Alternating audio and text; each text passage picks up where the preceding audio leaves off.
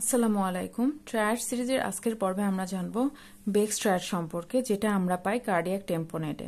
তাহলে কার্ডিয়াক টেম্পোনেট সম্পর্কে আমরা শর্টলি একটু জেনে নেই। কার্ডিয়াক টেম্পোনেট হচ্ছে একটা লাইফ থ্রেটেনিং কন্ডিশন যেখানে পেরিকার্ডিয়াল স্যাকে এক্সেসিভ ফ্লুইড জমে। সেটা হতে পারে ব্লাড, সেটা হতে পারে পাস। আর এই যে এক্সেসিভ ফ্লুইড জমলো সেটা কিন্তু আলটিমেটলি হার্টের উপর প্রেশার ক্রিয়েট করবে বা হার্টটাকে চেপে ধরবে। ফলে কি হবে, এই যে ব্লাডটা আসার কথা সেটা কিন্তু ঠিকমতো আসতে পারবে না।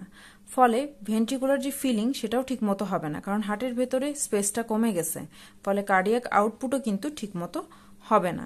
কার্ডিয়াক আউটপুট কমে যাবে। কার্ডিয়াক আউটপুট যখন কমে যাবে তখন কিন্তু আলটিমেটলি ব্লাড প্রেশার ফল করবে। এই যে বেক্স ট্রায়াড সেটাকে আমরা মনে রাখতে পারি 3D দিয়ে। 3D, D D D. এই যে ডি এর ক্ষেত্রে প্রথম যে ডি সেটা লিখে রাখছে এখানে ডিস্ট্যান্ট হার্ট সাউন্ড, অর্থাৎ হার্টের চারপাশে ফ্লুইড, সেই ফ্লুইডটাকে ক্রস করে আমাদের লাভ ডাভ সাউন্ডটাকে আসতে হচ্ছে। অর্থাৎ মনে হবে যে অনেক দূর থেকে সাউন্ডটা আসছে।